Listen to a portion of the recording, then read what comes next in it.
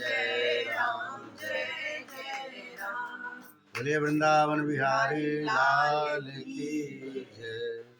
ओम श्री गणेशाय नमः, श्री हनुमते नमः, श्री सद्गुरु चरण कमलेभ्यो नमः, श्री सीतारामाभ्यां नमः। वक्रतुंड महाकाय कोटि सूर्य समप्रभ, निर्विघ्नं कुरु मे देव सर्वकार्येषु सर्वदा।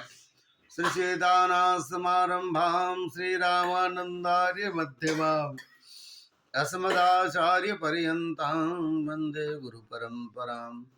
वाञ्छाकल्पतरुभ्यश्च कृपा सिन्धुभ्येव च पतितानां पावनेभ्यो वैष्णवेभ्यो नमो नमः। श्रीरामं राम भक्तिं च राम भक्तांस्तथा गुरून् वाक्कायम मनसा प्रेमणा प्रणमामि पुनः पुनः। यत्र यत्र रघुनाथ कीर्तनं तत्र तत्र कृतमस्तकाञ्जलिं बाष्पवारि परिपूर्णलोचनं मारुतिं नमत राक्षसान्तकं। यं प्रव्रजन्तमनुपेतमपेतकृत्यं द्वैपायनो विरहकातर आजुहाव पुत्रेति तन्मयतया सर्वोऽभिनेदुः तं सर्वभूतहृदयं मुनिमानतोऽस्मि। नारायणं नमस्कृत्य नरं चैव नरोत्तमं देवीं सरस्वतीं व्यासं ततो जयमुदीरयेत्। भक्त भक्ति भगवंत गुरु चतुः नाम बपु एक, इनके पद वंदन किए नास विघ्नने। स्वामी मोहिन बिसारिये लाख लोग मिल जाएं, हमसे तुमको बहुत है तुमसे हमको नाय। काहू के बल भजन है काहू के आचार, दास भरोसे कुंवर के सोबत पांव पसार। बोले वृंदावन बिहारी लाल की जय, श्री किशोरी जी की जय, श्री हनुमान जी महाराज की जय, श्री सद्गुरुदेव भगवान की जय, श्रीमद्भागवत महापुराण की जय, श्री सुखदेव जी महाराज की जय, श्री व्यास जी महाराज की जय, श्री परीक्षित जी महाराज की जय, सर्व संत भक्त वैष्णवन की जय, गंगा मैया की जय, गैया मैया की जय, परम पूज्य श्री राधा बाबा की जय। जय जय श्री राधे, जय जय श्री राधे, जय जय श्री राधे। अकारण करुणा वरुणालय भक्तवांसा कल्पतरुतरद्युत अभिनंदित पीतांबरधारी भगवान श्री कृष्ण, उनकी परम प्रिया श्री किशोरी जी की असीम अनुकंपा से परम पावन श्रीमद् भागवत महापुराण की सप्ताह कथा हमारे से सत्यव्रत जी जय सवाल और कुसुम दीदी जी के यहाँ यह कार्यक्रम हो रहा है। हम सब इसमें शामिल हो पा रहे हैं। रामचरितमानस में लिखा हुआ है जो बड़े भाग होते हैं तब व्यक्ति को सत्संग मिलता है। क्यों? सत्संगति संस्कृतिकर अंता। जीवन में जो प्रपंच है नाना प्रकार का जो है, बार बार जन्म लेना मरना, आदमी उसी में रचा पचा रहता है। इससे व्यक्ति को छूटने की संभावना बढ़ने लगती है। जैसे जैसे सत्संग मिलता है वैसे वैसे संसार से व्यक्ति विमुख होकर के भगवान के सन्मुख होता है। और भगवान कहते हैं सन्मुख होई जीव मोहि जबहि, जन्म कोटि अघना सहु तबहि। जीवन में जन्मना मरना दुख सुख हानि लाभ ये सब जो कुछ भी मिलता है ना, आपके पाप और पुण्यों के फल है। यदि दुख है, परेशानियां हैं, कष्ट है, तो हो सकता है कुछ अपने से बन गए हैं इसलिए होता है। यदि आपको सुख है तो हो सकता है कि कुछ पुण्य बन गए होंगे, माता पिता की कृपा फलती है, आशीर्वाद फलता है, पूर्वजों का किया हुआ पुण्य फलता है। लोग कहते हैं बाढ़ है पुत्र पिता के धर्म है ना। तो महाराज उन्नति में भी बहुत सारे कारण है, अवनति में भी बहुत सारे कारण होते हैं। उन कारणों में पर एक जो है भगवान की जो कृपा है, भगवान की जो कथा है, भगवान का जो कीर्तन है, महाराज ये बिना कृपा के नहीं मिलती, ये बिना कृपा के नहीं मिलती। यहाँ पर बड़ा सुंदर प्रसंग है कि जब 5वें स्कंद की अंतिम तक कल कथा भई थी, 6वें स्कंद के प्रारंभ में श्री परीक्षित जी महाराज प्रश्न करते हैं। सुना क्या था उन्होंने? 21 और 7 28 प्रकार के नरकों के विषय में सुना, और नरकों के विषय में जब सुना तो रोमांच हो आया। नाना प्रकार के दुख, नाना प्रकार के लोग समझते नहीं है। महाराज ऐसे ऐसे हैं, माता पिता की अवहेलना करना सामान्य बात होती है, बच्चों में ऐसा आ जाता है, हम सब में आ जाता है ऐसा। माता पिता के अवहेलना करने वाले का, गुरु का अवहेलना करने वाले का क्यों जो दंड विधान है, इस तरह के भयानक दंड विधान है। ये जो छोटी छोटी बातों को हम लोग हंसी में डाल देते हैं, कहते नहीं कुछ नहीं होता उससे। महाराज सबके लिए विधान है। ये सब जब सुना परीक्षित ने तो मन कांप गया। आदमी चाहे न चाहे पाप से नहीं बच सकता। अब उसमें बता रहे हैं कि महाराज ये खटमल हैं, जीव हैं, छोटे छोटे मच्छर हैं, और ये यदि मान लीजिए आपके हाथ से आप बर्दाश्त नहीं कर पाए, काटा तो आपने मार दिया। खटमल तो अपन दवाई छिड़क के निकालते हैं, काकरोच वगैरह। तो महाराज ये सब जो है जीव हैं, यदि मान लीजिए इनकी हत्या हो गई, आप किसी कारणवश कर बैठे, इसके लिए भी नरक की यातना है। तो बोले महाराज इसके लिए क्यों है? भाई ये जो जीव है आपके शरीर में हुआ है, वह जब उसको भगवान ने आपके खून पे ही उसका जीवन रखा है। ये ढील उल जो माथे में रहते हैं, उनको तो लगता है हमने प्लाट कटाया हुआ है, ऊपर में तो केस मुकदमा चलता होगा, ये हमारा है, हमारा है, हमारा है। जिसे हम लोग आपस में करते हैं, किसी का नहीं है। जिस भूमि पे ये है, पहले पता नहीं क्या रहा होगा, लेकिन हम जब बैठते हैं तो हम सोचते हैं मेरा है, ये मेरे हैं, ये मेरे हैं। ये संसार का स्वरूप है। तो ये ढील भी माथे में प्लाटिंग के झगड़े होते रहेंगे। वो कहता है ये हमारा वाला है, हम लोग को मालूम नहीं हमारे माथे पे सब भी चल रही, केस उस चल रहा है। ये पूरा का पूरा ब्रह्मांड जो है ना, ये पृथ्वी शेष भगवान के एक सिर पर सरसों के दाने के बराबर है। उनके माथे पे कैसा? सरसों के दाने के जैसा। पर हमारे लिए कितने झमेले, इतना संसार, ये बवाल, ये सब कुछ, ये संसार का स्वरूप है। पूछा है महाराज, आदमी चाहे न चाहे उससे पाप तो बन ही जाते हैं। कुछ कर्म को करने से पाप बनते हैं, कुछ न करो तो पाप बनते हैं। आपने माता पिता की सेवा नहीं की, पाप बना। आप अपने छोटे जो भाई हैं, महिलाओं की ननद होती हैं, है ना, तो जो आपके पालित लोग हैं, यदि आपने उनका ख्याल नहीं रखा तो आपको पाप बना। कुछ आप न करते हैं तो पाप बनता है, और कुछ करते हैं तो पाप बनता है। संसार का स्वरूप है। क्यों? जो आपके पालित हैं, जिसके लिए भी यदि आप उसके प्रति ईमानदार नहीं हैं, आपने उनका लालन पालन, उनकी व्यवस्था सही ढंग से नहीं करी, तो आपने फिर किया।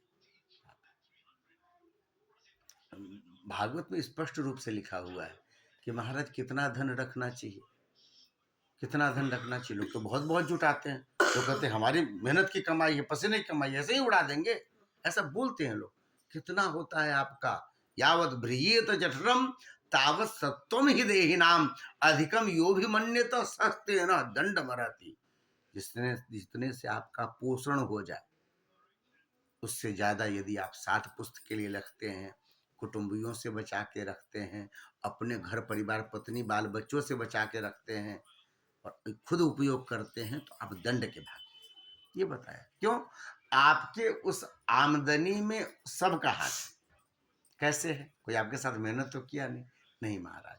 जिस समाज में रहते हैं उसकी भूमिका है, जिस पृथ्वी पे रहते हैं उसकी भूमिका है, जिस पर्यावरण में रहते हैं उसकी भूमिका है। सांस आपकी बनाई हुई है नहीं ना, आप ले रहे हैं ना, तो सांस की भूमिका नहीं आपके जीवन में, उस कमाई में। पर्यावरण की भूमिका है, ये ऋणी है हम सब इनके। यदि आप फिर नहीं करते, लोग आजकल एक ट्रेंड चला है कि महाराज पेड़ लगाइए, कहते सब कोई लगाता कोई नहीं, लेकिन सामान्यतः उस पर्यावरण का ऋण है हमारे, जो हमने सांसें इतनी ली हैं, और इस व्यवस्था के अंतर्गत तो इस पृथ्वी का, इस पर्यावरण का, इस सब का, वायु का, वायुमंडल का, सबका है। उन कुटुंबियों का जो आपके साथ जुड़े थे, आपके सुख दुख में जुड़ते, उन सबका है महाराज। आशीर्वाद फलता है ना। तो फिर सबका बनता। तो हमारे यहाँ प्रारंभिक व्यवस्था थी इस तरह की कि वे सब कुछ ना कुछ किया जाता था, उसमें सबकी थोड़ी विदाई हो जाती थी, ये सब होता था। लोग भी सबका सम्मान बना रहे, सबकी स्थिति बने, सबको बुलाया जाता था, सम्मान करते थे, बैठा अभी भी तक चला आ रहा है, निभा रहे। लेकिन बनता सबका है, आप अकेले चाहेंगे कि सब कर लें। शहरों में ऐसा एक बार पला है महाराज, हमारे हिंदुओं में है कि लोग नहीं मानते, बड़ा लंबा चौड़ा लोगों ने फैला के रखा है, जान के फैलाया, शुरू से इसलिए फैलाया कि जब कभी जीवन में कोई कष्ट का समय आए तो उसकी तीक्ष्णता ज्यादा तेज ना हो। फिर मौसी है, मौसा है, फूआ है, फूफा है, मामा है, मामी है ना, एक बांध के रखा लोगों को जो सहज चले। ऐसा बड़ी अच्छी व्यवस्था थी। बंबई में लोग छोड़ छोड़ करके अलग होने लग गए, स्थितियां इतनी खराब हो गई हैं कि बूढ़े बूढ़ी दो ही लोग फ्लैट में रहते हैं, जीवन जाता है। बच्चा फिर बहुत अधिक, जितना धन आप पा जाओ उससे और पाने की आकांक्षा बढ़ती है और मिले। इसके चक्कर में बच्चा लंदन में बैठा पड़ा है, बिटिया अमेरिका में बैठी पड़ी है। कई कई बार तो इतना खराब हुआ है कि कई बार शरीर चला गया लोगों का। 4 दिन बाद पड़ोसी ने बताया, पुलिस को बुलाया तो दरवाजे तोड़ने पड़े।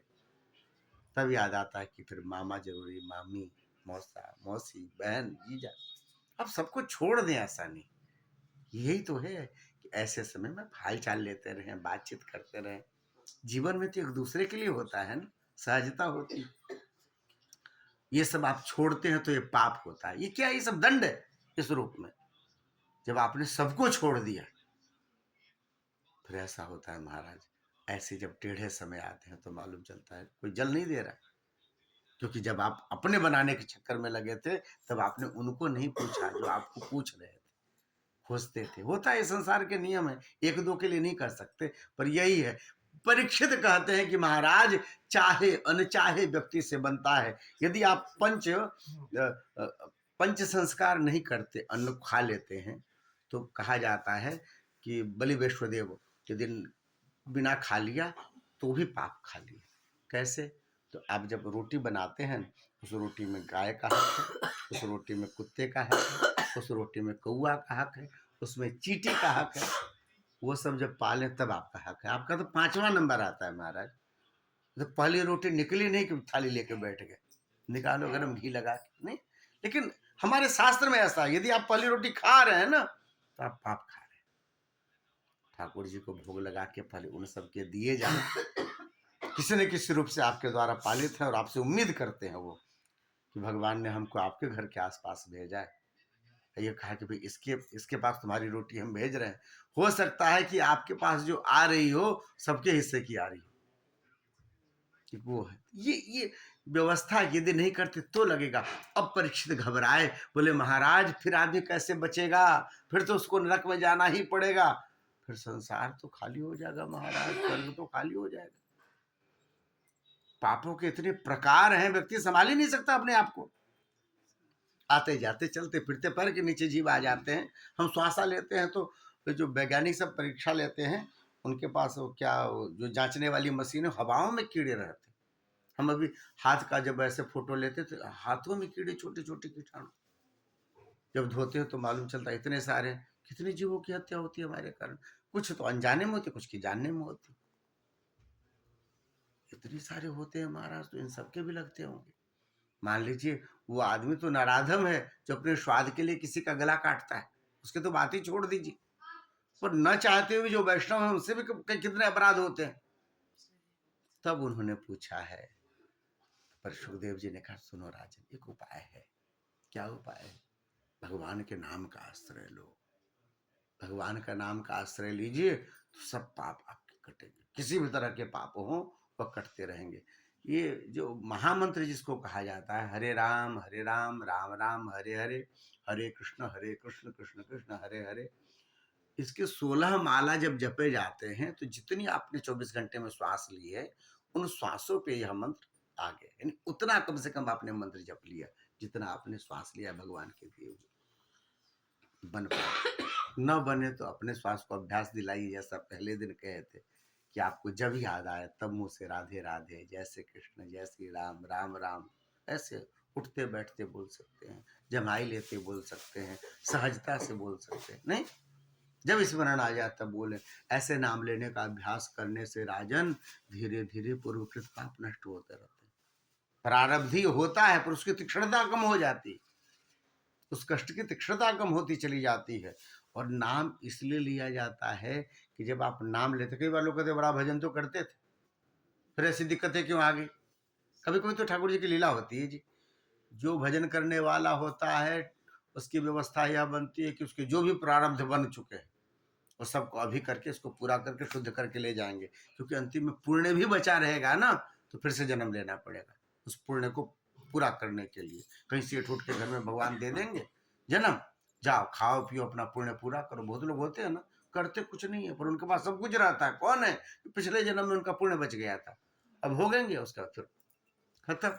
और उसी बीच में यदि उसी अहंकार में, धन के अहंकार में पाप करने लग गए तो फिर तो घूमते रहो, कभी गधा बनो, कभी घोड़ा बनो, कभी उल्लू बनो। यह होता है। तो क्या होता है कि ठाकुर जी कहते जो कुछ भी है तीक्ष्णता, भक्त के जीवन में जितने कष्ट आए ना उससे और भजन बढ़ता चला जाता है उसके जीवन, भक्त के जीवन में आएगा। क्यों? तो फिर क्या होता है कि धीरे धीरे पाप भी कट रहे हैं और नया कोई कर्म आपका संस्कार बन नहीं रहा है। और राम नाम बोलने का अभ्यास है तो कभी अंतिम समय में ऐसा टेढ़ा समय आया, अंतिम समय अचानक मुख से नाम निकल गया, अभ्यास बना हुआ है, जब ही नाम निकला उसके बाद आपने कोई पाप किया ही नहीं, उस नाम के प्रभाव से आपकी मुक्ति। मूल स्वरूप क्या होता है कि लोग करते तो हैं फिर उसके बाद के पाप बन जाते हैं। और यदि अभ्यास बना रहेगा तो महाराज जितना नाम आप लेते जाएंगे लेते जाएंगे लेते जाएंगे सब कटता जाएगा। अंतिम में जब नाम लेंगे तब तक आपका पूरा पाप उस नाम के प्रभाव से कट जाएगा। और वो नाम जो है, नाम का फिर पुण्य कैसे कटेगा? क्योंकि नाम का भी तो पुण्य होता है, तो भगवत दर्शन से कट जाएगा। ठाकुर जी उस समय यदि भगवान नाम मुख से निकलता है तो बुद्धि निर्मल हो जाती है, तो ठाकुर की स्मृति आती है, ठाकुर का दर्शन जब भी होता है तो महाराज जितने पुण्य पाप सब कट के बराबर हो गए, व्यक्ति शुद्ध हो गया, चलो भैया ठाकुर जी के चरणों में चलो। ये गणित है। भगवान नाम का आश्रय लो राजन, भगवान के नाम की बड़ी महिमा है। बड़ा सुंदर श्लोक है, नामनोस्ति यावती शक्ति पाप निर्हरणम हरे तावत कर्तुम न शक्तोसी पातकम पातकी जना। कहते हैं कि भगवान के नाम में पाप हरण करने की इतनी शक्ति है कि महाराज उतना पाप तो जीव कर ही नहीं सकता। तो लोग कहें कि अच्छा, कई बार तर्क बोलते हैं लोग, इसका मतलब तो कोनो पाप करो राम राम बोल दो। अरे महाराज घर में माला लेके बैठते हैं तब तो राम निकलता नहीं मुंह से, अब पाप करेंगे तो राम निकलेगा? नहीं निकलेगा महाराज। लोग कहें ना नहीं निकलेगा, ऐसा नहीं हो पाता। इसीलिए भगवान नाम का आश्रय लेना चाहिए। भगवान नाम का आश्रय ले। कौन कह रहे हैं? सुखदेव जी। किसको कह रहे हैं? परीक्षित जी को। भगवान नाम से जो है आपके जो भी मलाशय हैं आशय गंदा हो जाता है ना धीरे धीरे। कोई आपको बड़ा परेशान किया हुआ, आपको जीना दूभर कर दे, तो मन में आता है भगवान करे कट जाता, मर जाता, नष्ट हो जाता, बड़ा कष्ट दिया इसे, होता है ना, आशय गंदा हो गया। जबकि वो कष्ट नहीं दे रहा है, हमारे प्रारब्ध हमको कष्ट दे रहे हैं, अपने कर्म।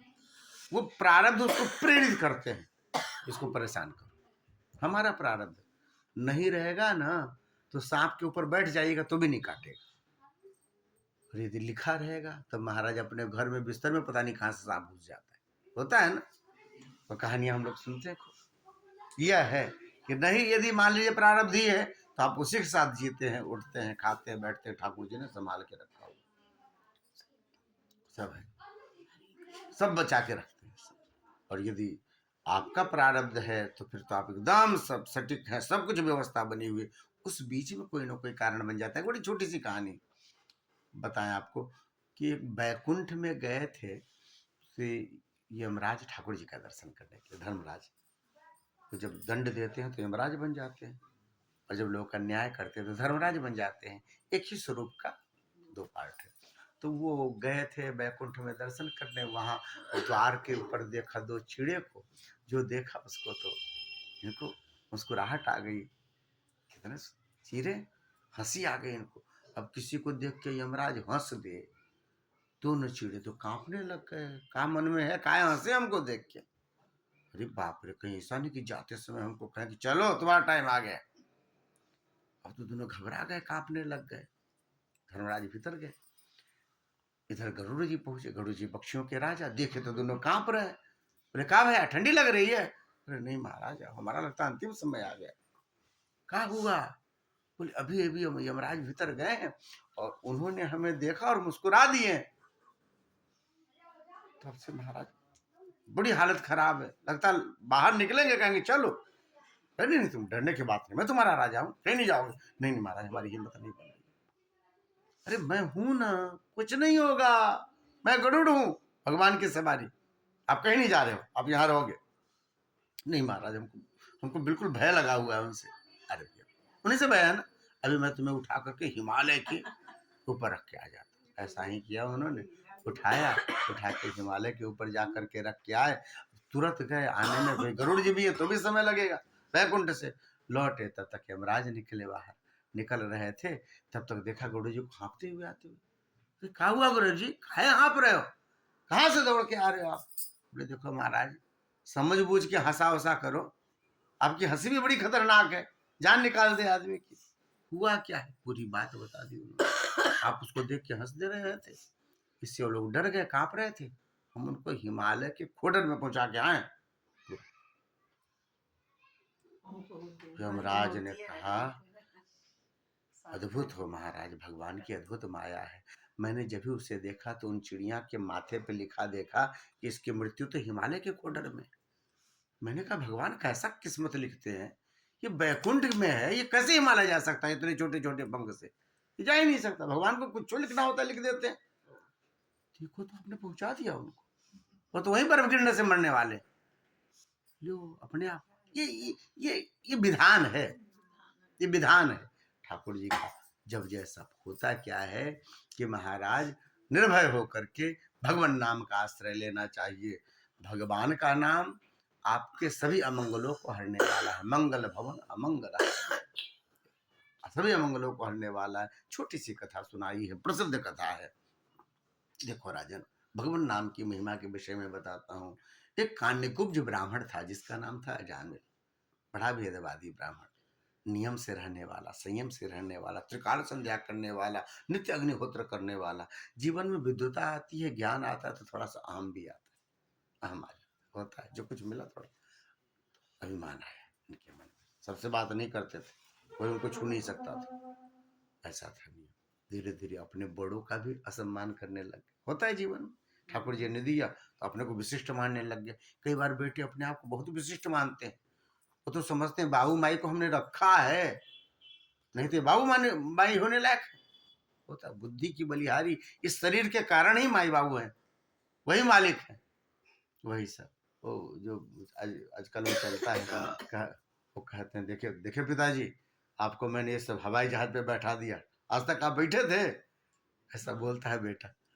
तो वो बोलते हैं, बाप बोलते हैं कि मैंने तुम्हें हवाई जहाज लायक बनाया तब ना तुम हमको आज हवाई, यदि तुमको लायक ही नहीं बनाता, उंगली पकड़ के चलना नहीं सिखाते तो तुम आज उड़ना कैसे सीख लेते जी? बाप बाप। लेकिन व्यक्ति की बुद्धि, अभिमान आ गया मन में।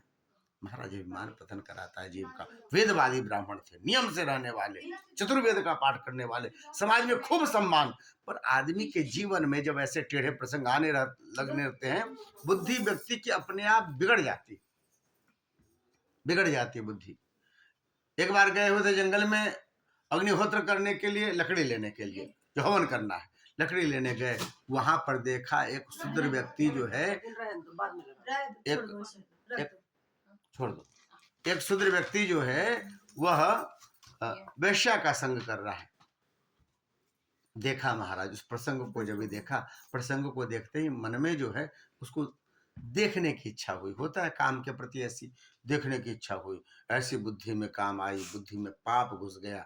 शूद्र जब वहां से चला, उस वैश्या का हाथ पकड़ लिया जाकर के, ब्राह्मण हाथ पकड़ लिया। उसने हाथ छुड़ाया है, बोले नहीं, हाथ पकड़ लिया, बोले चलो तुम तो मेरे साथ रहना। उसको अपने साथ ले आया। घर वालों ने विद्रोह कर दिया, ये क्या ले आए हो, तो वहां पापिन है, ये हमारे साथ नहीं रह सकती। इनके बुद्धि में काम ऐसा पड़ा था, उसको लेकर के दूसरी जगह चले, बोले ये तो रहेगी हमारे साथ। पत्नी ने, माता पिता ने, सबने विरोध किया, छोड़ करके चले गए दूसरी जगह, उसी के साथ रहने लग गए। महाराज बुद्धि पर जो है अज्ञान का पर्दा ऐसा चढ़ा, धीरे धीरे लोग असम्मान करने लग गए। अरे ब्राह्मण होकर के वैश्यावृत्ति करने लग गया, ये तो असम्मान करने लग गए। जजवानी बंद हो गई, आय का साधन जब बंद हुआ तो महाराज यह ब्राह्मण फिर चोरी करने लग गया, डकैती करने लग गया। रात में कोई अकेले में मिल जाए उसका सब छीन ले, सुरापान करने लग गया। जीवन में जितनी कमियां हैं गिरते गिरते सब आने लग गई। स्थिति पूरी की पूरी बिगड़ गई। ऐसा हो गया। एक बार की बात है, संतों का जत्था, पहले जत्था में चलते थे महात्मा जी लोग, अब तो संसार बहुत बदला है, और जत्था चला करता था, वो गांव के किनारे कहीं रुक जाया कर। तो जत्था हुआ, शाम होने लग गई गांव में, तो लोगों ने पूछा, किसी से साधुओं ने पूछा कि महाराज इस गांव में कोई वैष्णव है, कोई साधु सेवी है? तो कभी कभी कुछ चुटकुले वाले लोग भी गांव में घूमते रहते हैं। तो उन्होंने कहा कि एक अजामिल नाम के ब्राह्मण है, बड़े संत भक्त है, खूब सेवा करते हैं। वो जानता था कि वो पियक्कड़ है, साधु महात्मा को देखना नहीं चाहता। जो कटा रहता है ना, उसके मन में और ज्यादा कटुता रहती है। ये जो मुसलमान सब हैं कुछ, और ये सब ज्यादा बदमाशी करते हैं, जबकि अरब वाले नहीं बदमाशी करते, नहीं ना करते, कुवैत वाले नहीं करते, पर हमारे यहाँ वाले करते। जो हमारा पड़ोसी क्यों करता है? क्योंकि ये सब पहले ब्राह्मण थे, क्षत्रिय थे, राजपूत थे। लालच के कारण, भय के कारण, जबरदस्ती, जिस कारण भी हो, सबको चेंज कराया गया। ये कट के बने थे ना, इनके मन में बड़ी ग्लानि रहती।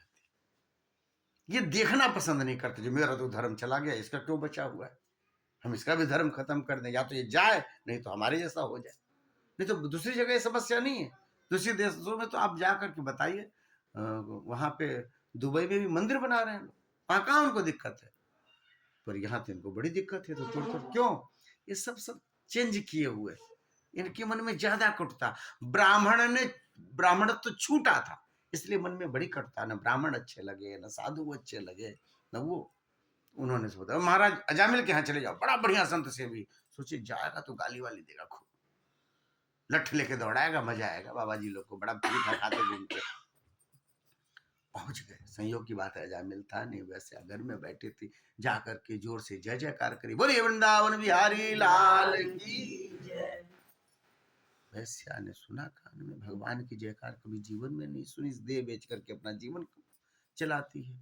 उसने दरवाजा खोला, सामने देखा जटाजूट वाले बड़े महात्मा सब, सुंदर तिलक वाले, जो देखा दंग रह गई, ऐसा स्वरूप जीवन में कभी नहीं देखा। हे भगवान, ये मेरे जीवन में क्या हो रहा? मुझे संतों के दर्शन हुए। आदमी कुछ भी करता हो महाराज, संसार को जितना तर्क दे दीजिए, आपका मन आपको जानता है कि आप पाप कर रहे हैं कि पुण्य कर रहे हैं। मन कभी झूठ नहीं बोलता। इसके मन में तो है कि मैंने पाप किए, जीवन में शरीर बेच बेच के खाया, मैंने कभी भगवान की याद नहीं की। आज कैसे हो गया? साधु आ गए हमारे यहाँ। महाराज जी, बोले अजामिल का घर यही है? बोले हाँ महाराज जी, अजामिल का यही घर है। क्या सेवा हो? बोले आज हमारे ठाकुर जी यही निवास करेंगे, वृक्ष के नीचे। हमारे ठाकुर जी के भोग की व्यवस्था कर दो, हमारे साथ कुछ साधु मंडली है। महाराज महात्मा सब जाके अपना आसन बासन ठीक करने लग गए सामने बगीचे में। अब यहाँ तो ये तो बेचारी जो रोए सो रोए, हे भगवान ये क्या हुआ? साधु आ गए, अब मैं पापिन हूँ, मेरे हाथ का तो जल भी नहीं चलेगा इन्हें, अब क्या करें? जाकर के बनिया के यहाँ जाकर के कहा है, हमारे यहाँ बगीचे में साधु आ गए हैं, उनको जो आवश्यकता पड़े, जितना आटा, जो घी, जो कुछ भी चाहिए, सब उनको भैया अपने लड़के से पहुंचवा दो, हमारे पति आएंगे तो दे देंगे। बेईमान लोगों का बाहरी हिसाब ठीक रहता है। बनिया ने तुरंत सब कुछ पैक करवाया, जाके उनको भेज दिया महात्मा को। हम महात्मा लोग लिए, और पहले के महात्मा लोग स्वयं ही टिक्कर बनाते थे, उन्होंने बढ़िया से टिक्कर बनाई, खूब झमाझम कीर्तन किया, कीर्तन करके ठाकुर जी को भोग लगाया, तुलसी दल डाल करके एक टिक्कर का प्रसाद वहां दे के जाओ जजमान इनको दे के आओ, जिसके यहाँ हम लोग रुके हुए हैं उनको भी ठाकुर जी का प्रसाद मिले। जाके उसको प्रसाद तुलसी के साथ दे करके आया है। आज जो यह अजामिल के घर में रहने वाली वैश्य जो रोए सो रोए, प्रसाद को हाथ में लेकर रोई। अपने जीवन को समझ में आ रहा है ठाकुर जी ने कैसी कृपा करी, आज मुझे प्रसाद मिला। रात में फिर अजामिल आया पी के, बाहर देखा साधु महात्मा, झंडा, त्रिशूल, ये सब देखा है। मैं किसी दूसरे घर में आ गया, फिर ऊपर में देखा लिखा होगा अजामिल हाउस, नहीं हमारा ही घर है। तो ये सब यहाँ क्या कर रहे हैं? बहुत नशे में था, चलते नहीं बन रहा था।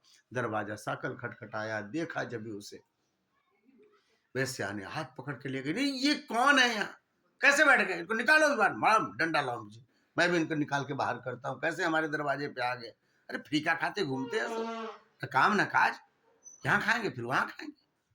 जीवन में जब इस तरह की दिक्कतें रहती है ना, तो फिर बुद्धि भी वैसी हो जाती है, बड़े और श्रेष्ठ जनों के प्रति मन में तिरस्कार की भावना आने लगती है। क्यों? जीवन अवनति हो रहा है, जीवन में दुख आने वाले हैं, अपने आप की प्रवृत्ति बनने लगती। उसने हाथ पांव जोड़ करके उसके फिर लिटाया है, सो गया, नशे में था, सो गया। सुबह हुआ, सब ब्राह्म मुहूर्त में जगे हैं, जल्दी जल्दी सबने आसन पासन बांधा, जान गए ये वैष्णव नहीं। वैष्णव रहता था तो कीर्तन में आता, वैष्णव रहता तो भोग में आता, वैष्णव रहता तो ठाकुर जी के प्रसाद में आता, साधुओं को प्रणाम करने के लिए आता। किसी ने मजाक किया हमारे साथ, तो ठाकुर जी ने इसके यहाँ का आटा तो आरोगा है, भोग तो लगी है, इसके कल्याण के विषय में सोचना चाहिए। जाते जाते कह गए सब कि सुनो, तुम्हारे घर में जो बालक आएगा ना, उसका नाम नारायण रखना, इतना कर लेना। इतना कह गए। अजामिल को तो कुछ ख्याल था नहीं, तो इसी वैश्या को ख्याल था, जब भी उसके घर में बालक आया उसका नाम रखा नारायण। नारायण जब भी नाम रखा, हमारा छोटे बालक में बड़ा प्रेम होता है। धीरे धीरे बात बात पे मुख से नारायण नारायण निकलने लग गया। नारायण उठा कि नहीं, नारायण सो रहा, देखो नारायण बहुत बदमाशी करने लग गया। ऐसा करके बार बार मुख से निकले। जीवन में जब पाप बनते हैं ना, तो आयु क्षीण हो जाती, सबको 100 वर्ष की आयु मिलती, एक नियमानुसार मनुष्य योनि 100 वर्ष की, सबको 100 वर्ष की मिलती है। जो लोग योगी होते हैं वो लोग 110, 125, 100, और जो लोग भोगी होते हैं उनकी आयु धीरे धीरे क्षीण हो जाती है। आप क्रोध में रहते हैं, काम में रहते हैं, तो आपकी सांस जल्दी जल्दी चलने लगती है। आप क्रोध में रहेंगे तो धौंकने की तरह हृदय धड़कने लगेगा, तो सांस जल्दी, मतलब आप सांस खर्च करने लग गए, सांस जल्दी जल्दी। इस अवस्था में भोगियों का आयु कम होने लग जाता है, उसमें भी पापियों का और कम होने लग जाता है। ये रोगी हो गया, रोगी हो गया, फिर धीरे धीरे आयु क्षीण ऐसी हो गई कि बीच में अचानक यमदूत सब आ गए हैं, उसके गले में पास बांधा है, खींचने लग गए, इसको नरक में लेके जाते हैं, ब्राह्मण होकर के इसने बड़े पाप किए। ऐसा करके जब ही खींचने लग गए, उसी समय क्या घटना घटी कि भगवान के पार्षद दौड़ते हुए आए। क्यों? इसने जोर से पुकारा, नारायण नारायण, कहा अपने बेटे को पुकारा था। प्रसिद्ध कथा है, बेटा तो पता नहीं कहाँ था, भगवान नारायण के पार्षद आए, बोले भैया इनको छोड़ दो, इनको आप नहीं ले जा सकते। बोले महाराज आप नहीं जानते हो, बड़ा पापी, इसने ब्राह्मण के शरीर में रह करके इसने जो है वैश्यावृत्ति की है, सुरापान किया है, चोरी की, डकैती की।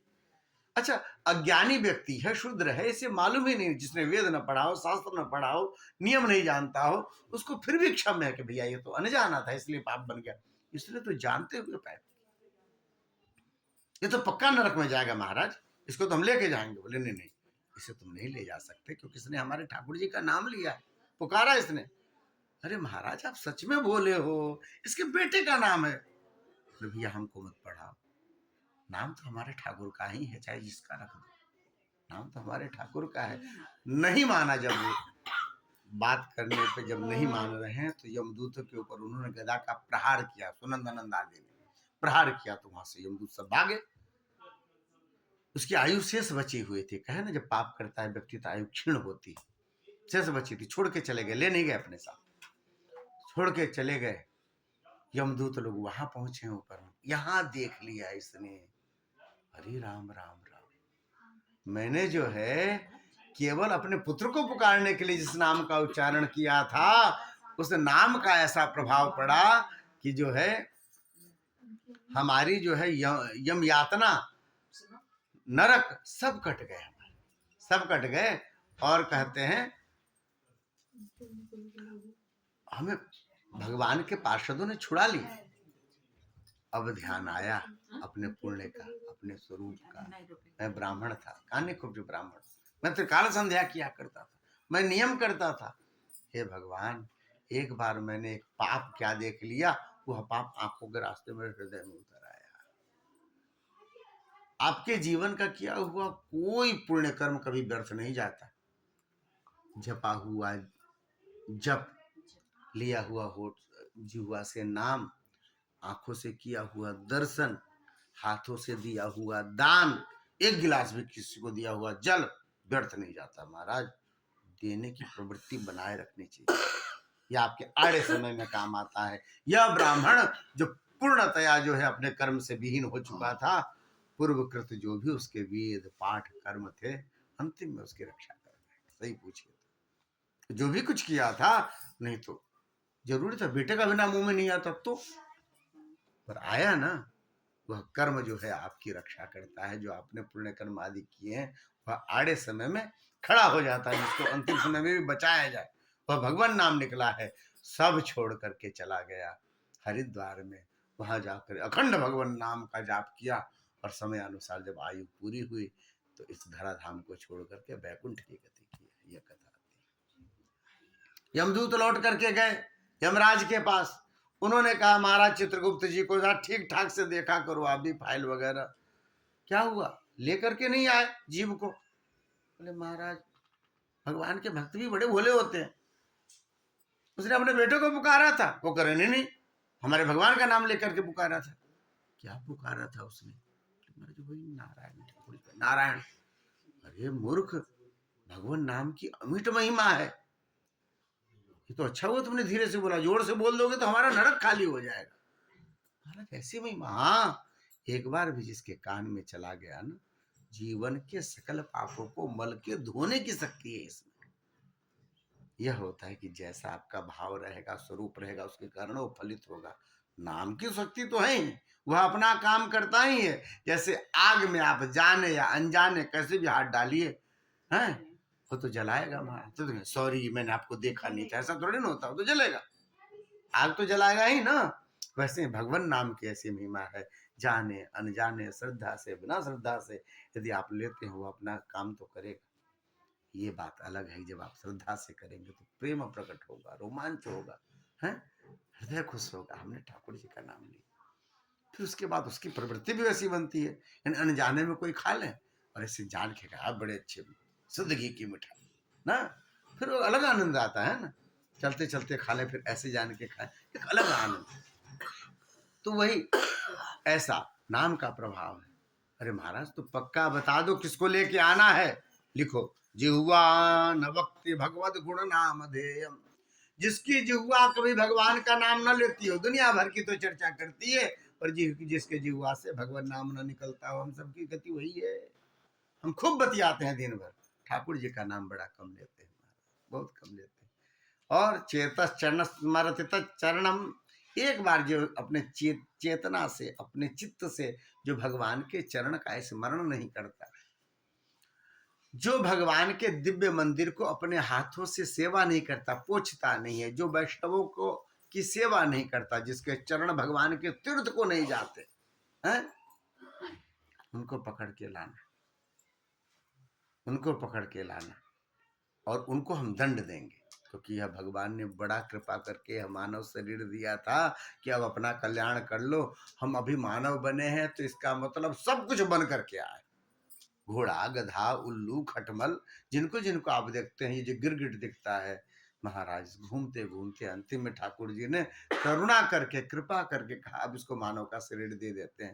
ये तो बहुत रचपच गया, अब इसको शरीर दे देते हैं जिससे वो अपना कल्याण कर सके। बड़ी करुणा करके ठाकुर जी ने यह शरीर दिया।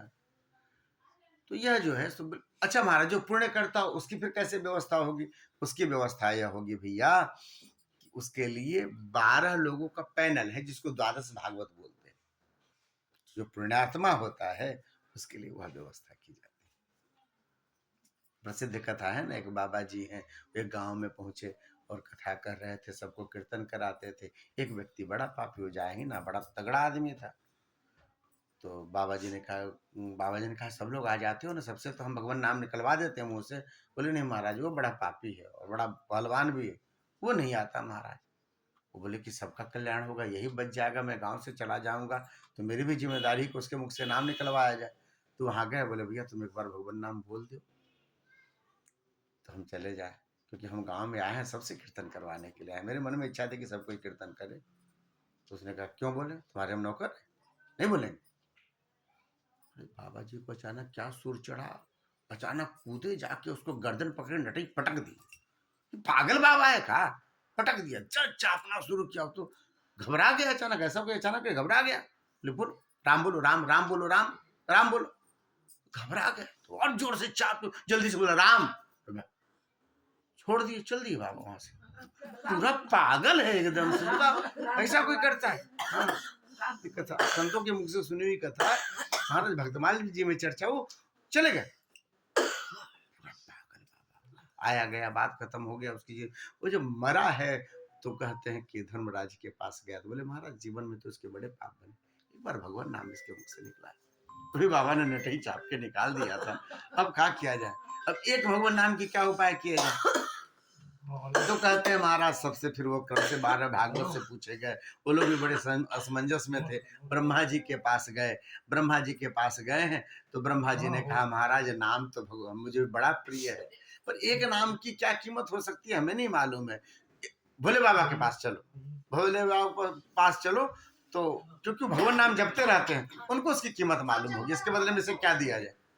तो कहते हैं कि ब्रह्मा जी के पास से भोले बाबा के पास चले। उस जीव ने कहा इतना मुझसे चला नहीं जाता, आप लोग तो देवता हो, आप सब तो देवता हैं, पर हम तो जीव है महाराज, हमारा पैर दुखता है। फिर पालकी मंगाई गई, एक तरफ ब्रह्मा जी लगे, दूसरी तरफ धर्मराज जी लगे। पहुंचे हैं शिव जी के पास और पूछा है। शिव जी ने कहा कि भगवान नाम हमें बड़ा प्रिय है, लेकिन उसकी कीमत नहीं बता सकते, तो अमूल्य है, हमारे लिए सब कुछ है, अब क्या करें? तो बोले जिनका नाम होने के पास चलो। तो फिर कहते हैं उस पालकी को इधर शिव जी ने पकड़ा, उठाया, इधर ब्रह्मा जी ने उठाया, पहुंचे हैं वैकुंठ में, भगवान के समीप पहुंचे हैं, जाकर के पूछा है कि महाराज आपके दिव्य नाम को इस व्यक्ति ने एक बार लिया है, इसका क्या फल हो सकता है? कहते हैं वैकुंठनाथ भगवान आए हैं, उसे अपने हृदय से लगा लिया उस जीव को, बोले यही फल होता है, मैं मिल जाता हूं। एक नाम की ऐसी नहीं, संतों की है चर्चा, भगवान नाम की बड़ी महिमा है। बोलिए भक्त वत्सल भगवान की। दो क्षण बोल लेते हैं, श्री राम जय राम, जय जय राम, श्री राम जय राम, जय जय राम, श्री राम जय राम, जय जय राम, श्री राम जय राम, जय जय राम, श्री राम जय राम, जय जय राम, श्री राम जय राम, जय जय राम, श्री राम जय राम, जय जय राम, श्री राम जय राम, जय जय राम, श्री राम जय राम, जय जय राम, श्री राम जय राम, जय जय राम, श्री राम जय राम, जय जय राम। श्री राम जय राम, जय जय राम। बोलिए भक्त वत्सल भगवान की। भगवान नाम का आश्रय लिया कीजिए। आप यदि सोचेंगे कोई मौका आएगा, कोई उम्र आएगी जब सब कुछ से निश्चिंत हो जाएंगे, केवल नाम जपेंगे, महाराज ऐसे मौके गिने चुने को आते हैं, नहीं बन पाता। हर समय बुद्धि एक जैसी नहीं रहती है, यदि मौके भी आ गए तो उस समय भजन नहीं बनेगा। इसलिए क्या करें महाराज, अभी ही जपना चाहिए। जब भी ऐसा मन में आया जपेंगे, उसी समय मुंह से 2 बार राम राम बोले, कृष्ण बोले, राधे राधे बोले, ऐसे सहज बोलिए। सब्जी अमनिया करते समय, आटा सानते समय, झाड़ू लगाते समय, चद्दर झाड़ते समय, जब स्मरण हो आए तो भगवान नाम 2 बार मुझसे बोल लेना चाहिए। बाकी माला से जपे और अच्छी बात है, ठाकुरवाड़ी में जपे और अच्छी बात है, कर पाए। पर शुरू में ऐसा अभ्यास जब करेंगे तो माला वाला भी स्थिति बन जाएगी। यदि ऐसा अभ्यास किए रहे बार बार भगवान नाम को मुख से लेने का, तो ठाकुर बाड़ी में भी जब की स्थिति बन जाएगी। और ऐसा ही अभ्यास बना रहा तो ठाकुर बार बार मौका देंगे कि आपका नाम बन सके।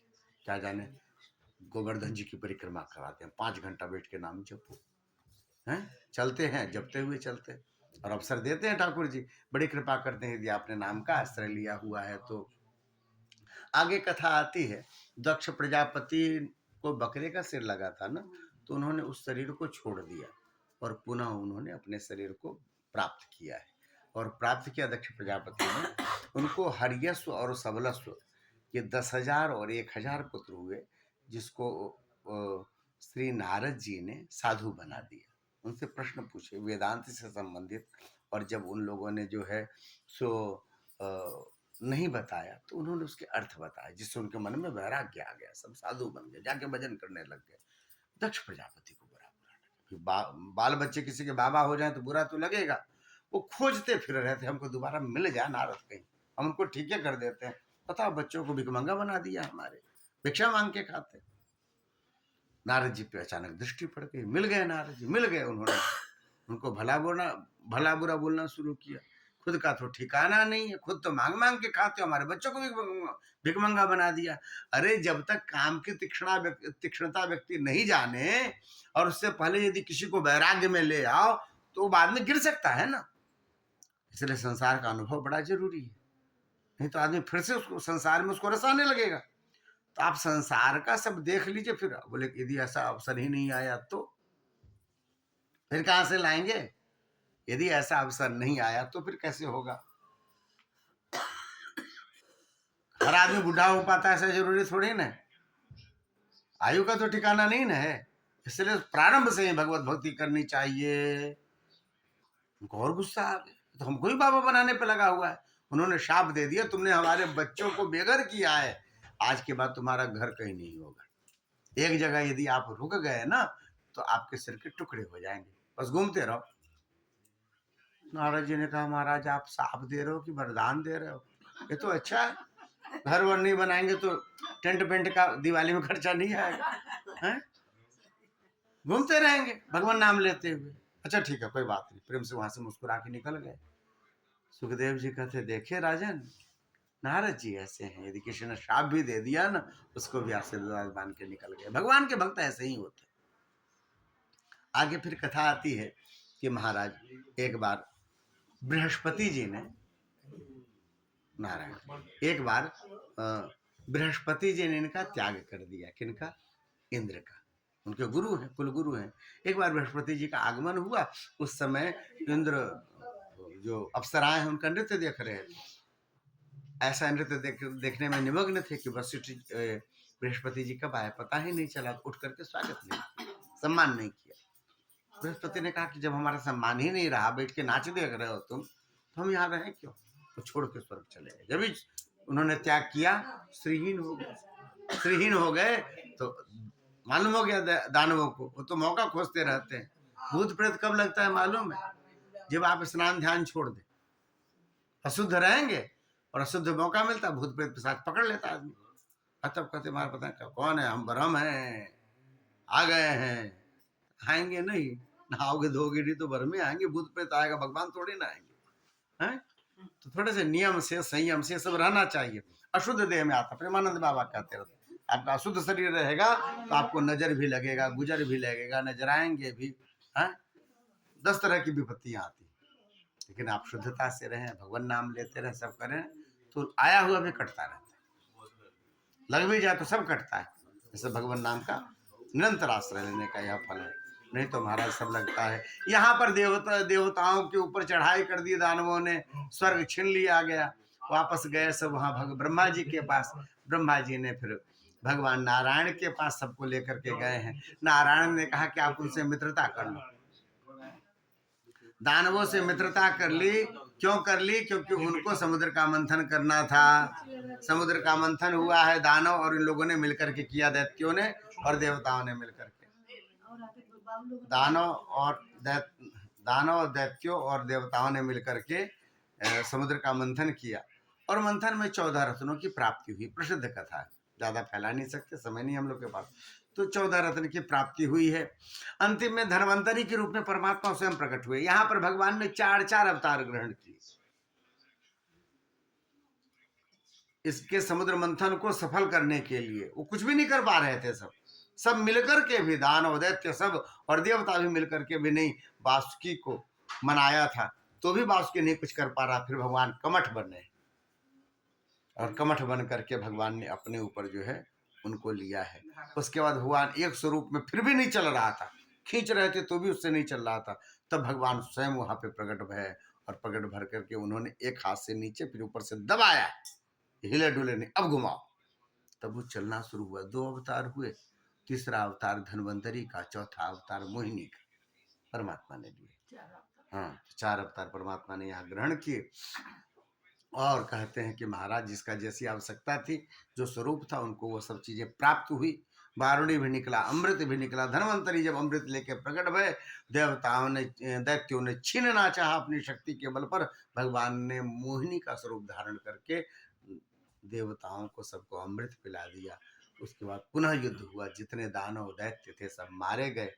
और जैसा आपने कल सुना था सामान्य कथा के प्रसंग में, पुनः संजीवनी विद्या के द्वारा उन्होंने जीवित किया है शुक्राचार्य जी ने, और बलि को फिर से यज्ञ करवाया, ब्राह्मणों को दान देना सिखाया, ब्राह्मणों की सेवा करना सिखाया। बोले यदि आप ब्राह्मण हैं ना तो लक्ष्मीपति आपके यहाँ जरूर आएंगे। भगवान ब्राह्मणों को बहुत मानते हैं। ये जो हम लोग प्रयागराज जाते हैं ना, तो प्रयागराज में जो आपको पंडा जी लोग मिलेंगे ज्यादातर भार्गव गोत्रीय हैं, उन्हीं की परंपरा के। वो केवल दान लेने से ही उनके सब पुण्यों का फल की प्राप्ति हो जाती। उनको केवल आपने ऐसे उठा के कुछ दे दिया कि उसी परंपरा से, उस जमाने से, सतयुग से, आज के नहीं, उसी परंपरा से तब है उतनी बड़ी भीड़। यहाँ क्यों नहीं, वहां है क्योंकि वही परंपरा है उस समय से, दान देने की परंपरा, दान देने लेने की परंपरा। तो उन्होंने खूब सेवा की, उसके फलस्वरूप शक्तिशाली हो गए, फिर से स्वर्ग पे अधिकार कर लिया। उन सबको पुनः स्वर्ग दिलाने के लिए किनको, देवताओं को भगवान ने अदिति माता के गर्भ से फाल्गुन के शुक्ल पक्ष के में पयोव्रत के विधान के कारण उनके गर्भ में आए, और भाद्रपद शुक्ल पक्ष की द्वादशी तिथि को, वामन द्वादशी के दिन, भगवान वामन के रूप में प्रकट हुए। उस समय पूरे देवता बड़े परेशानी में थे। जो परेशानी में थे सब देवता वहां इकट्ठे हुए। जब आदमी कष्ट में होता है तो ठाकुर जी की याद आती, सही बात है। तो सब वहां इकट्ठे हुए, और कोई खाली हाथ नहीं आया, सब कुछ न कुछ लेकर के आए। लगता उसी समय से बर्थडे पे गिफ्ट लेके लोग जाने लगे, सब कुछ ना, कोई माला लेके आया, कोई खड़ाऊ लेकर के आया है, और फिर कोई आसन लेकर के आया, कोई छत्र लेकर के आया। ऐसे भी कथा होती है तो छाता होता नहीं, सब रखते हैं, खड़ाऊ लेके रखते हैं, कमंडल देते हैं। तो वो ये सब लेकर के सब आए थे वहां पे, और सबने ठाकुर जी को दिया है। कहा हम लोग बड़े कष्ट में हैं। भगवान को उपेंद्र कहा जाता है। वो फिर पहुंचे वहां राजा बलि के यज्ञ में। जो राजा बलि स्वाहा कर रहे थे, अचानक दृष्टि पड़ी, इतना सुंदर ब्राह्मण नहीं देखा कभी। ये चमकता हुआ बिल्कुल 52 अंगुली के छोटे से मधुर से ब्राह्मण। अगला वाला मंत्र में स्वाहा का भूल गए, गुरु जी उधर पढ़ रहे हैं, धीरे से उठ के चले और जाकर के साष्टांग प्रणाम किया। महाराज इतनी सुंदर छवि, आपकी आंख हटती नहीं है, अद्भुत ब्राह्मण देवता हुआ। आप हमारे यज्ञ में आए, हमारे यज्ञ की शोभा बढ़ गई महाराज। आप आए हो तो हम धन्य हो गए, आपका दर्शन करके धन्य हो गए। हमारे लिए कोई आदेश करो, हम क्या सेवा करें आपकी। बोले कुछ नहीं राजन, हमने सुना कि यज्ञ हो रहा है, हमारी देखने की भी इच्छा हुई तो हम चले आए। बोले महाराज कोई भी ब्राह्मण आता है ना तो कुछ ना कुछ आदेश करता है, हम पूरा करते हैं। हमारी शुरू से मैं ब्राह्मणों की कुछ ना कुछ सेवा करके मैं अपने आप को प्रसन्न महसूस करता हूँ, कोई सेवा बोल दो आप। बोले नहीं नहीं कुछ नहीं चाहिए, हम बस ठीक, हम बस यज्ञ देखने के लिए आए। अरे नहीं नहीं महाराज कुछ ले लो, हमारे यहाँ से कोई कभी खाली नहीं गया ना, आप यदि चले जाओगे तो हमारा नियम टूट जाएगा। आप बड़े सुंदर से दिख रहे हो, ऐसी एक छोटी सी कन्या से आपका ब्याह करा दें, बड़ा आनंद आएगा, खूब बैंड बाजा बजेंगे, हल्ला उल्ला होगा, आनंद आएगा, खूब नाचेंगे। बोले नहीं नहीं मुझे ब्याह हुआ नहीं करना। अच्छा महाराज आप पैदल चल के आए हो, आपको एक ऊंट दे देते हैं, हाथी दे देते हैं, रथ दे देते हैं। बोले नहीं नहीं हमें कुछ नहीं चाहिए, हम अपने खड़ाऊ पे ठीक, ये सब नहीं चाहिए हमको। महाराज ब्राह्मण हो सकता है कि आपको धन की आवश्यकता होगी, तो हम आपको कुछ जागीर दे देते हैं, 150 गांव की जागीर दे देते हैं। अरे राजन कुछ नहीं चाहिए, ऐसे क्यों कह रहे हो महाराज। देखो राजा, जितना व्यक्ति को ठाकुर जी ने दे दिया है ना, उससे यदि व्यक्ति असंतुष्ट है तो उसको तीनों लोग भी मिल जाए तो असंतुष्ट नहीं होगा, उसकी भूख बनी रहेगी। ब्राह्मण को संतुष्ट होना चाहिए। असंतुष्टा दुजा नष्टा संतुष्टा च महीपति। ब्राह्मण यदि असंतुष्ट रहता है तो अनष्ट हो जाता है। मैं संतुष्ट हूँ, ठाकुर जी ने हमारी जो व्यवस्था की हम संतुष्ट, मुझे कुछ नहीं चाहिए। अपने लिए न मांगो, हमारे लिए मांगो। हमारा नियम है ना कि यज्ञ में कोई भी ब्राह्मण रहता है, हम खाली ब्राह्मण को खाली हाथ नहीं भेजे। आज आप चले जाओगे तो हमारा नियम टूट जाएगा। अच्छा अपने लिए न मांगो, हमारा मन रखने के लिए कुछ आप आदेश कर दें। बार बार कहने पर भगवान ने कहा ठीक है, तुम कहते हो तो 3 पग भूमि दे दो हमें। अभी हम एक जगह संध्या कर रहे थे तो मेड़ वाले ने, किसान ने उठा दिया, उठो हमारी खेत है, तो इतनी जगह हमें हो जाएगी कि हम बैठ के संध्या बंदन कर सके। तो बलि हंसा, महाराज आपको मांगना भी नहीं आता, मांगना भी नहीं आता आपको? अरे तीनों लोग के राजा से आप 3 पग भूमि मांग रहे हो? महाराज मैं आपको 3 प्रदेश दे देता हूँ।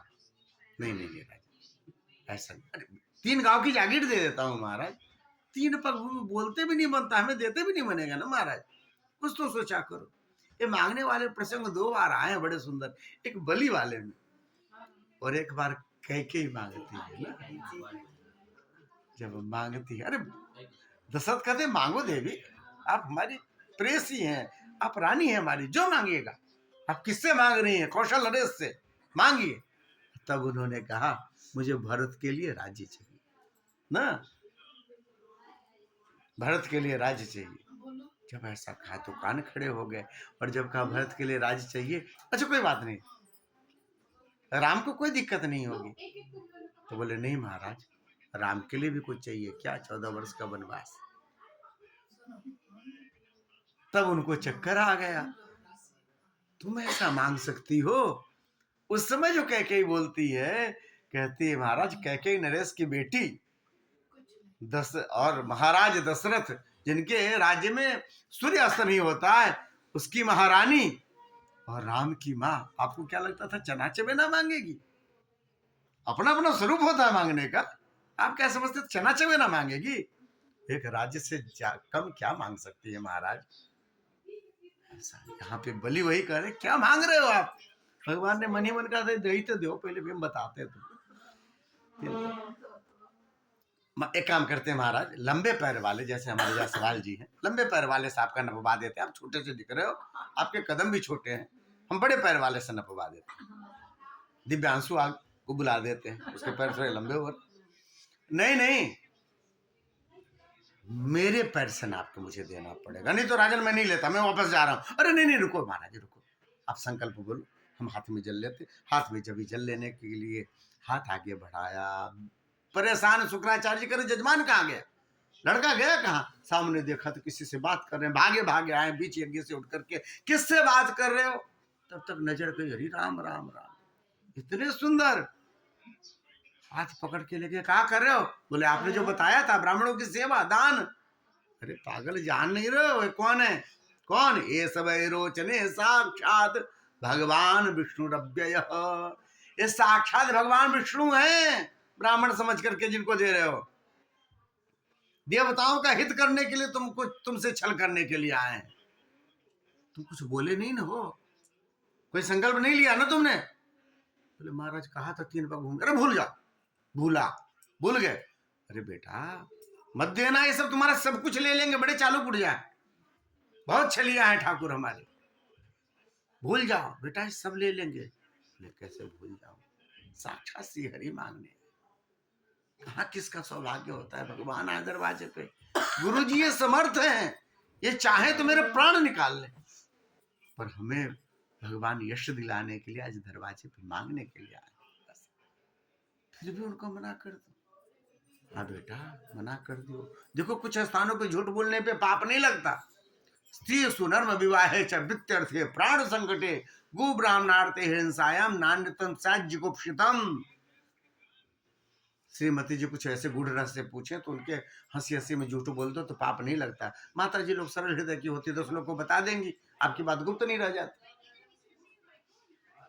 ऐसे में मजाक में, विनोद में, कोई विनोद में ही पूछ दे और आपने अपने तिजोरी का लॉकर का नंबर बता दिया, नहीं उसमें झूठ बता देते मजाक में। स्त्री सुनर्म विवाहे च, जब विवाह की बात हो रही हो, नारायण, जब विवाह की बात हो रही हो बेटा या बेटी की, और उस समय यदि कोई पूछे महाराज वो अमुक वाले पांडे जी की बिटिया की हमारे यहाँ बात हुई थी, आप जरा जानते हो उनके विषय में कुछ, तो माँ आपको यदि कोई छोटी मोटी बात मालूम भी, हल्की फुल्की भी, उसको दबा करके बात सुधार लेना चाहिए जिससे उसका ब्याह हो जाए। हैं? वहां झूठ बोलने से पाप नहीं लगता ना। वित्यर्थे प्राण संकटे, जिसमें आपकी वृत्ति जाती रहे, हैं, और आपको लगे कि आपका पूरा नुकसान हो जाएगा, फिर आपका कुछ बचेगा नहीं, वहाँ पर अपनी वृत्ति बचा लेनी चाहिए। तो इसी वृत्ति के बल पे आप तीर्थ कर पाते हो, इसी वृत्ति के बल पे आप जो है धर्म कर पाते हो। उस समय थोड़ा सा यदि झूठ बोल करके यदि वृत्ति जाती रहे तो बचा लो।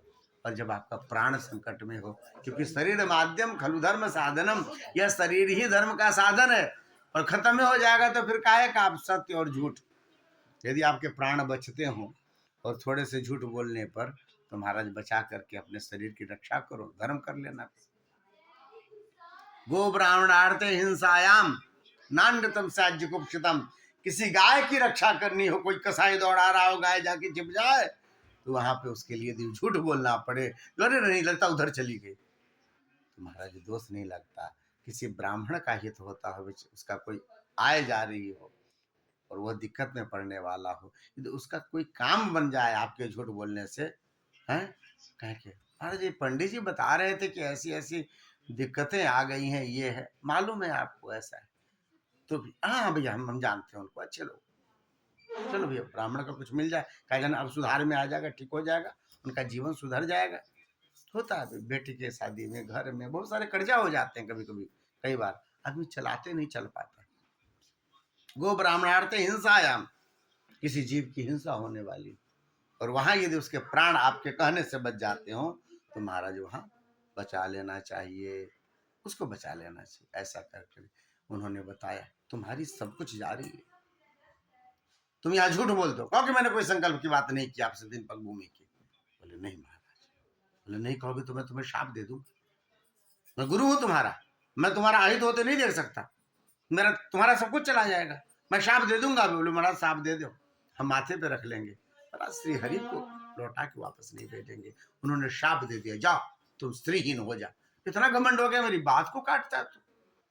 और जाकर के फिर उन्होंने संकल्प किया है, संकल्प किया, और कहते हैं जब भी जल हाथ में लेने को किए। और भी कथा कहते हैं पंडित जी लोग, शुक्राचार्य जी का मन नहीं माना, जा करके उस जो है सुगंगा जली के नली में जाके बैठ गए, अब जल ही नहीं गिरे, तो भगवान बामन ने कहा पता नहीं क्या फंसा हुआ, जो तो कुसा जान रहे थे, वहां बैठे पड़े गुरु जी, और धीरे से कुसा डाला, वहां ऐसे बैठे तो आंख में जाके लग गया उनके, एक आंख से साफ हो गए हैं।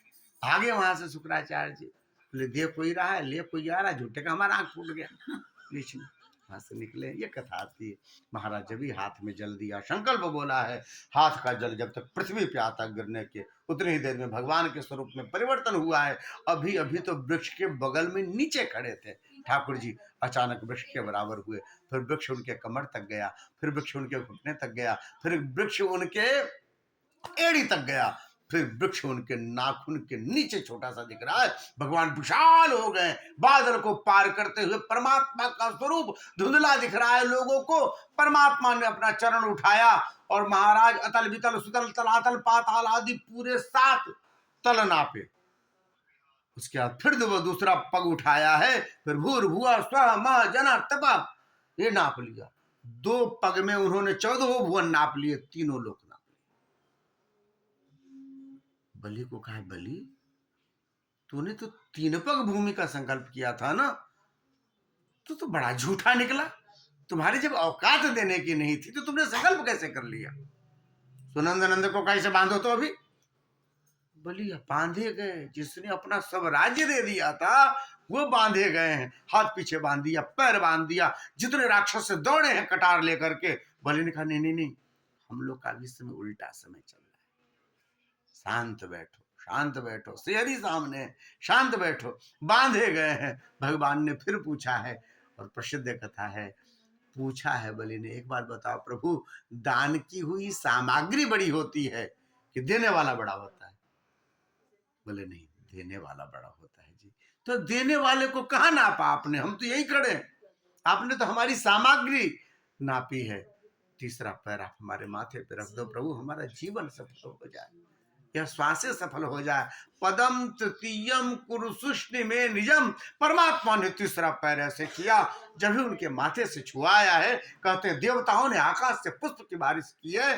कि लोग कहते हैं कि भगवान देवताओं को मानते हैं, भगवान ब्राह्मणों को मानते हैं, भगवान ऋषियों को मानते हैं। अरे नहीं भैया, भगवान को जब हाथ रखना था तो भगवान ने नारायण इसके जो है सो प्रहलाद जी के माथे पे रखा है, और जब चरण रखना था तो बलि के माथे पे। ये कथा। बोलिए भक्त वत्सल भगवान की। यह क्रम है महाराज। सप्तम स्कंध में बड़ी सुंदर एक कथा आती है कि हिरण्याक्ष मारा गया, हिरण्यकशिपु की मां रो रही है, दीति मेरा बेटा मार दिया, 12 भगवान ने, रो रही है। हिरण्यकशिपु समझाता है माँ जो जन्म लेता है वो मरता है। बहुत लोग होते हैं उपदेश बड़ा बढ़िया करेंगे, उनके जीवन में थोड़ा सा भी उपदेश नहीं होता। हिरण्यकशिपु जैसा स्वरूप है, गीता के सब श्लोक याद हैं पर जीवन में गीता कहीं नहीं होता ऐसा। सुभाषित के महाराज होता तो उसी के जिसके जीवन में श्लोक उतरते हो, जिसके जीवन में कर्म उतरते हो, तभी वह काम करेगा। बाकी तो आप लाइब्रेरी हैं, जैसे सब पुस्तक पढ़ी हुई पर लाइब्रेरी का कुछ नहीं होता। वह पुस्तक जब जीवन में उतरती है तभी काम करता है। हिरण्यकशिपु ने समझाया तो जरूर, अपने मन में उसके बड़े द्रोह कि श्री हरि कहीं मुझे मिल जाए ना, मैं उन्हें छोड़ूंगा नहीं जिसने मेरे भाई को मारा है, और मैं पहले बलवान तो हो जाऊं। गए वन में तपस्या करने के लिए। बड़ी सुंदर कथा आती है, 2 कथाएं सुनाए जो परंपरा से हटके है, भागवत से संतों के मुख से सुनी हुई। गए थे तपस्या करने के लिए, अचानक तूता एक देवता बना और जाके बोलने लग गया नारायण नारायण। सुना, अरे राम राम, मेरे शत्रु का नाम आ गया, लौट गया, आज अच्छा दिन नहीं है। आते ही इसने शत्रु का नाम लिया, लौट के वापस गए। पत्नी ने देखा, अरे आप तो गए थे तपस्या करने के लिए, क्या हुआ? अच्छा अच्छा, अभ्यास है ना, चाय वाय पीने की आदत है, तो सोचे होंगे चलो आज चाय पी लेते, इसलिए आ गए क्या आप? अरे नहीं नहीं, ये बात नहीं। फिर क्या बात है? बोले नहीं, मैं गया था तपस्या करने के लिए पर वहां कुछ अमंगल हो गया। क्या अमंगल हुआ? अरे वो है ना हमारे शत्रु, उनका नाम ले लिया, एक तोता था उसने आकर के बोला नारायण नारायण, सुनते ही मेरा मन खट्टा हो गया, मैं लौट आया। पहली बार उसने देखा भगवान के 2 बार नाम निकले किसी मुंह से। प्रहलाद जी की माँ है, भगवान के परम भक्त है। भगवान का सच कह रहे हो जी? हाँ, हमारी माँ ने भी तोता पाला था, वो बोलता, क्या बोला तोते ने? अरे तुमने सुना नहीं, नारायण नारायण बोला। उनको अंदर लेकर के गई, उनके जूते सब उतारे रखे, सैया पर बैठाया, सुंदर सुंदर सामग्री ला करके दी। हाँ, तोते बोलते हैं, मैं भी बचपन में पढ़ाया करती थी, और जो बोलूं धीरे धीरे सब सीख लिया था उसने। आपके तोते ने क्या बोला था? अरे नारायण नारायण बोला ना। ऐसा कह के 108 बार उनके मुख से नारायण नाम का उच्चारण करवाया, और कहते हैं प्रहलाद जी इनके गर्भ में आ गए जी। यह स्वरूप है। एक और कथा आती है, किसी ने शिकायत कर हिरण्यकशिपु से जाकर के कि महाराज आप तो हरि का विरोध करते हैं, आपके जो गुरु जी हैं वो तो प्रतिदिन शालिग्राम धो करके पीते हैं, भगवान के परम भक्त हैं। भाई भगवान ने उनको उन्हीं का गुरु बनाया राक्षसों का, पर प्रेम तो भगवान में है ही। तो ये जब खबर लगी तो अचानक हिरण्यकशिपु एक बार उनके आश्रम में धमक गए। उसी समय वो ठाकुर जी का सेवा कर रहे थे, ब्राह्म मुहूर्त का समय। ठाकुर जी को उन्होंने सुंदर जो है सो उसी समय पुरुषोक्त से स्नान कराया था, ठाकुर जी उसी में थे पंचामृत के अंदर। तो कहा कि महाराज आप श्री हरि की चोरी छुपे पूजा करते हो, किसने बताया? नहीं, मुझे खबर मिली है। ये क्या है? तो कुछ नहीं है महाराज, दही वही है, कुछ ऐसे हम पी जाते हैं। उठा के पी गए। शालिग्राम जी गए अंदर, देखा कहीं नहीं है, नहीं, किसी ने झूठी बात कही शालिग्राम जी। भगवान अंदर चले गए, बाद में वही जो है उनकी पत्नी के गर्भ में गए, वो फिर प्रहलाद जी बन करके निकले। ऐसी भी कथा आती है, पुराणों में अलग अलग कथा है, बड़ी सुंदर कथा ठाकुर जी की। गया वन में तपस्या करने के लिए, कठिन तपस्या करी है। ब्रह्मा जी प्रकट हुए, ब्रह्मा जी को कहा कि आप यदि देना चाहते हो तो मुझे अमरत्व का वरदान दीजिए, मुझे कोई मार ना सके जैसे मेरे भाई को किसी ने मार दिया। बोले बेटा ये तो मैं नहीं दे सकता, क्योंकि अमर मैं भी नहीं हूँ, मैं भी अपने गिनती से 100 साल जीता हूँ। तब उसने मांगा कि न मैं घर के अंदर मरूं, न बाहर मरूं, न दिन में मरूं, न रात में मरूं, न धरती में मरूं, न आकाश में मरूं, 12 महीने में किसी महीने में न मरूं, किसी अस्त्र शस्त्र से न मरूं, आपकी बनाई सृष्टि में किसी के हाथों न। ब्रह्मा जी ने कहा ठीक है, ओके, दे दिया वरदान। लौट करके आया प्रहलाद जी, इनके बड़े सुंदर से छोटे से बालक, जो देखता तुरंत गोद में उठा लेता, बड़ी विनम्रता दिखती है, बड़ा सुंदर स्वरूप दिखता है। सामान्य नियम होता है महाराज कि आप जिसका ध्यान करते हैं आपका स्वरूप वैसा होता चला जाता है। जिसके ध्यान में आप खोए रहते हैं, धीरे धीरे वैसा स्वरूप आपका हो जाएगा। जो लोग भूत प्रेत झाड़ते हैं ना, वो यदि आकर के ट्रेन बस में आप बैठे हो, आपके बगल में बैठ जाए, तो बताएगा नहीं कि हम भूत प्रेत झाड़ते हैं, तब उसको देख के डर लगेगा। प्रतिभे बैठा है, उसका मुंह नाक ऐसा हो जाता है धीरे धीरे, क्योंकि दिन भर भूते प्रेत का ध्यान करते हैं, तो उनका स्वरूप धीरे धीरे वैसा हो जाता है, संदिग्ध जैसा, देख के भय लगेगा। बता नहीं वैसा होता है। आप जिसका ध्यान करते हैं, प्रहलाद जी सदा श्री हरि का ध्यान करते हैं, इसलिए जीवन में वह कोमलता, वह सुंदरता, और प्रेम सब बना हुआ है। गोद में उठाया, पूछा, बेटा आपको क्या अच्छा लगता है? आप पूछते हैं ना अपने बेटे, आपका फेवरेट क्या है? उन्होंने पूछा आपको क्या अच्छा लगता है? उन्होंने कहा है प्रहलाद जी ने कि पिताजी, मुझे यह अच्छा लगता है कि इस घर को सबको छोड़ छाड़ करके मैं वन में चला जाऊं, भगवान का भजन करूं, श्री हरि का भजन करूं। अरे राम राम, तो मेरे शत्रु के भजन की बात कर रहे? लगता कोई आबा बाबा चुपचाप किसको पढ़ा के चला गया, छोटा बालक है, संस्कार गड़बड़ा रहे हैं, भेजा है अपने गुरुकुल में पढ़ने के लिए, जो राक्षसों का गुरुकुल है। संड और अमर्क श्री शुक्राचार्य जी के दो पुत्र हैं, वो पढ़ाया करते हैं, पर बालक तो पहले से पढ़ाया आया है। वहां जब अवसर होता है तो भगवान का खूब सुंदर कीर्तन करवाता। राक्षस बालकों से खबर मिली है, बुलाया है, फिर पूछा है तुम क्या पढ़ते हो गुरुकुल में? उन्होंने कहा कि पिताजी, मैं जो मन से पढ़ता हूँ वो मैं आपको सुनाऊं क्या? भगवान की 9 प्रकार की भक्ति होती है। श्रवणम कीर्तनम विष्णु स्मरणम पाद सेवनम अर्चनम बंदनम दास्यम सख्यम आत्म निवेदन। ये 9 प्रकार की भक्ति होती है। इसमें से एक भी भक्ति को आप अपने हृदय में ले आओ तो श्री हरि आपको अपना मानने लग जाएंगे। ऐसा जब सुनना था तो क्रोध आना लाजमी था। इस एक के कारण पूरा का पूरा राक्षस वंश ही हमारा बिगड़ जाएगा। सब कीर्तन पूजन भजन करने लग जाएंगे, सबकी बुद्धि बिगड़ जाएगी, फिर हमारे वंश का क्या होगा? तो वंश को डुबाने वाला प्रकट हो गया। उसके मारने के बड़े प्रयत्न किए हैं, प्रसिद्ध कथा है। महाराज पहाड़ से गिराया, सांपों से कटवाया, खोलते तेल में डाला, आग में होलिका लेकर के बैठ गई, समुद्र में डुबाया पत्थर बांध करके, जितने प्रयास किए हैं। हाथी के पैरों के नीचे कुचलवाने के बाद भी वो सदा बचते रह गए, बच गए पूरी तरह। पूछा है तुम्हारी कौन रक्षा करता है? बोले पिताजी वही करता है जो आपकी रक्षा करता है, जो चींटी की रक्षा करता है, जो हाथी की और ब्रह्मा की भी रक्षा करता है, वही श्री हरि हम सबकी रक्षा करते हैं। कहाँ है? बोले सब जगह है। क्वासौ यदि च सर्वत्र कस्मात् स्तंभे न दृश्यते। तो मुझे क्यों नहीं दिखता? मुझे इस खंबे में दिखाओ भगवान को। बोले आप माला लो, बैठ के श्री हरि श्री हरि श्री हरि जाप करो, दिखने लगेंगे। मुझे उल्लू बना रहे, तुम्हें दिख रहा है क्या? बोले हाँ दिख रहा है। विचार किया कि बच्चे को किसी ने पढ़ा दिया है कि सब में भगवान रहते हैं, मैं यदि खंभा तोड़ दूं उसमें से भगवान नहीं निकलेंगे तो ये मान लेगा कि ये सब किताबों की बातें हैं, भगवान होते नहीं है, कही जाती है बस। अरे भगवान कड़कड़ में है, पर आप पत्ता तोड़ेंगे तो भगवान थोड़े निकलेंगे। लेकिन जब ऐसा कह करके उसने पूछा तुम्हें सच में दिख रहे हैं? बोले हाँ दिख रहे। जब सब जगह है तो फिर खंबे में क्यों नहीं है? सच में तुमको दिख रहा है? बोले उठाया गदा, और गदा को हाथ में लेकर के पूरे शक्ति से उसने खंभे पे प्रहार किया है। और जब भी खंभे पे प्रहार किया, परमात्मा को कुछ सेकंड मिले थे सोचने विचारने के लिए, या तो अपने भक्त की बात सत्य हो, नहीं तो माता पिता खोजो अवतार लेने के लिए। भगवान अब तक कहाँ खोजते, इतने देर का समय नहीं था। परमात्मा ने खंभे को माता पिता बनाया और विशाल स्वरूप में खंभे को तोड़ के प्रकट हो गए हैं। सत्यम विधातुम निज भृत्यवासितम।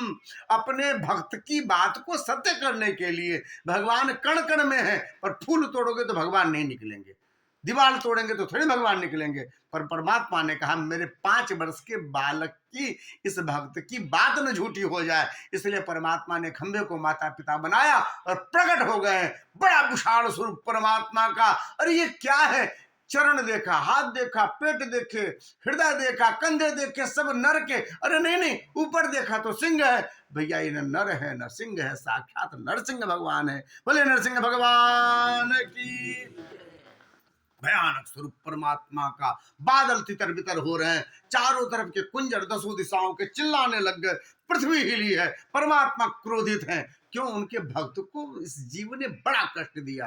हिरण्यकशिपु को खोज रहे थे, अचानक नजर पड़ी है जैसे चील की जो है बाज की गरुड़ की नजर पड़ती है, सांप पर झट से उसको पकड़ा है। अब पकड़ करके अपने गोद में ऐसे जब भी डाला, हिरण्यकशिपु कांपने लग गया। मुझे जानते नहीं हो, मैं बड़ा दुष्ट हूं, मैं बहुत दुष्ट हूं, मैं छोड़ूंगा नहीं तुम्हें, मैं जान गया हूं तुम्हारी हो, पर तुम मुझे मार नहीं सकते, पकड़ ली हो तो। क्यों नहीं मार सकते? बोले मैंने वरदान प्राप्त किया ब्रह्मा जी से। क्या वरदान प्राप्त किया है? बोले मैं ना अंदर मरूंगा ना बाहर मरूंगा घर के।